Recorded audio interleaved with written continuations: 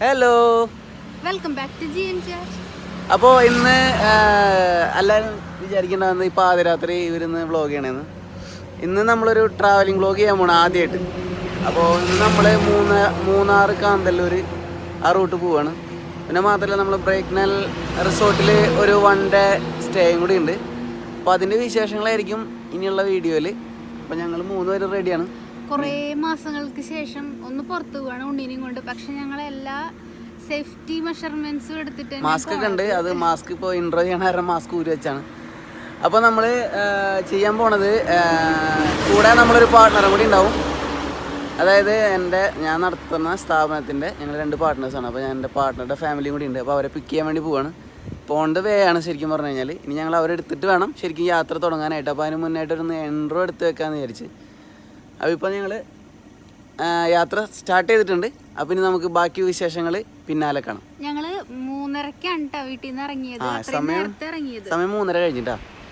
Okay, ഞങ്ങൾ വാടാനപ്പള്ളിയിൽ നിന്ന് പുറപ്പെട്ടിട്ട് എടമുട്ടം കാട്ടൂർ വഴി ഇരിങ്ങാലക്കുട, അവിടെ നിന്ന് അങ്കമാലി റൂട്ടിൽ നേരെ പെരുമ്പാവൂർ കോതമംഗലം വഴിയാണ് ഞങ്ങൾ നേരെ എവിടെ എത്തിയത്, അടിമാലി എത്തിയത്.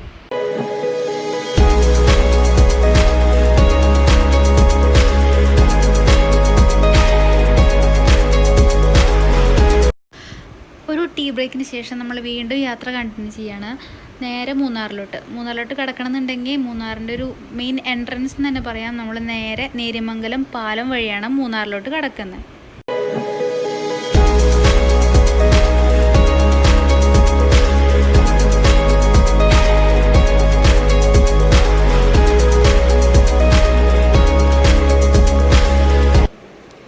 പാലം ഇറങ്ങിക്കഴിഞ്ഞാൽ നമുക്ക് കുറേ വാട്ടർഫോൾസ് കാണാൻ പറ്റും. ഞങ്ങൾ എല്ലായിടത്തേക്കും ഇറങ്ങിയില്ല. മെയിനായിട്ടുള്ള ഒരു ചീയപ്പാറ വാട്ടർഫോൾസ് എന്ന് പറഞ്ഞിട്ടുള്ള ആൾക്കാർക്ക് കൂടി നിൽക്കുന്ന ഒരു വാട്ടർഫോൾസ് കണ്ട് ഞങ്ങൾ അവിടെ മാത്രമാണ് ഇറങ്ങിയുള്ളൂ.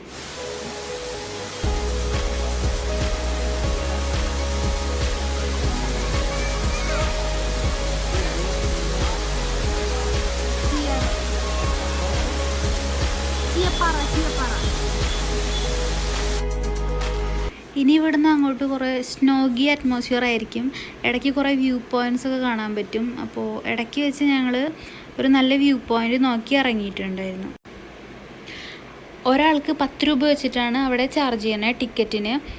അപ്പോൾ ചെറിയൊരു വ്യൂ പോയിൻ്റാണ്. പക്ഷേ ആ പോയിന്റിൽ നിന്ന് നോക്കുമ്പോൾ അടിപൊളി വ്യൂ ആണ്. കാലത്ത് തന്നെ കോട ഇറങ്ങി വരുന്നത് ഡയറക്റ്റ് കാണാൻ പറ്റും. കണ്ടില്ലേ, ആകാശവും മഞ്ഞും കൂടെ ഒരുമിച്ച് നിൽക്കുമ്പോൾ ആകാശം നമ്മുടെ തൊട്ടടുത്ത് വന്ന് നിൽക്കുന്ന ഒരു ഫീലാണ്.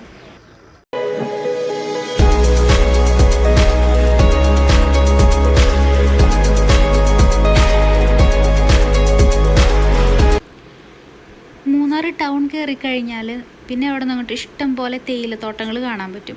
ഇടയ്ക്ക് കുതിര സഫാരി ഉണ്ട്, ആന സഫാരി ഉണ്ട്. ഞങ്ങൾ ഇടയ്ക്ക് വെച്ചിട്ട് കുതിരയുടെ അവിടെ നിർത്തിയിട്ട് കുതിരപ്പുറത്തൊക്കെ കയറിയിരുന്നു.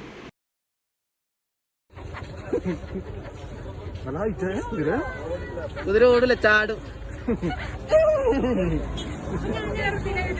ബാക്കിൽ കയറി ഫുട്ബോൾ കളിക്കാനുള്ള സ്ഥലം ഉണ്ടല്ലോ. കാലിതാക്കി കുട്ടി കയറ്റാൻ പറ്റുമോ? ചെറിയ കുട്ടി കേട്ടാൻ പറ്റും. താളെ പോയാ ചേട്ടണ്ട. ഒരു കുതിരയുടെ പുറത്ത് വേറെ കുതിര. പോണ വഴിയിൽ തന്നെ ഒരു വ്യൂ പോയിന്റും കൂടെ കണ്ടപ്പോൾ നോക്കാൻ പോയി. പക്ഷെ മഞ്ഞും കോടയൊക്കെ വല്ലാണ്ട് മൂടിക്കിടക്കണ കാരണം ചെറുതായി ചാറ്റൽ മഴ ഉള്ളതുകൊണ്ട് ഞങ്ങൾക്ക് അങ്ങോട്ട് പോകാൻ പറ്റിയില്ല. അപ്പോൾ അതുകൊണ്ട് വൈനും കുറച്ച് ചോക്ലേറ്റ്സും പിന്നെ നമ്മുടെ ചോളം ചുട്ടതും കൂടെ കുറച്ച് വാങ്ങിയിട്ട് ഞങ്ങൾ കാറിലിരുന്ന് കഴിച്ചിട്ട് വീണ്ടും ഞങ്ങളുടെ യാത്ര കണ്ടിന്യൂ ചെയ്തു.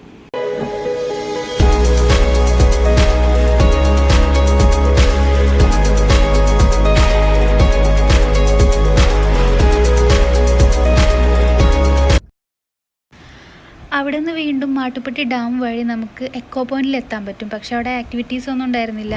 കൊറോണ കാരണം ബോട്ടിങ്ങും ഒന്നും ഉണ്ടായിരുന്നില്ല. അതുകൊണ്ട് ഞങ്ങളവിടെ ഇറങ്ങിയില്ല. ഇനി ഇവിടെ നിന്ന് അങ്ങോട്ട് നേരെ ഒരു സ്നോഗി, അതായത് മഞ്ഞ് മൂടി കിടക്കുന്ന വഴിയിലൂടെയാണ്. ദുർഘടം പിടിച്ച വഴി തന്നെ പറയാം. ഭയങ്കര മോശം റോഡായിരുന്നു. നമ്മുടെ റിസോർട്ടിലോട്ടാണ് നമ്മൾ നേരെ പോകുന്നത്. ഉടുമ്പൻചോല എന്ന് പറഞ്ഞ സ്ഥലത്താണ് നമ്മുടെ റിസോർട്ട്. അതായത് കാടിന് നടുവിലെയുള്ള ഒരു നല്ല റിസോർട്ടാണ് കേട്ടോ. ബ്രാക്ക്നെൽ ഫോറസ്റ്റ് റിസോർട്ട് എന്നാണ് ഇതിൻ്റെ പേര്. അപ്പോൾ ബാക്കി റിസോർട്ടിലെ വിശേഷങ്ങളൊക്കെ നമുക്ക് അടുത്ത വീഡിയോയിൽ കാണാം.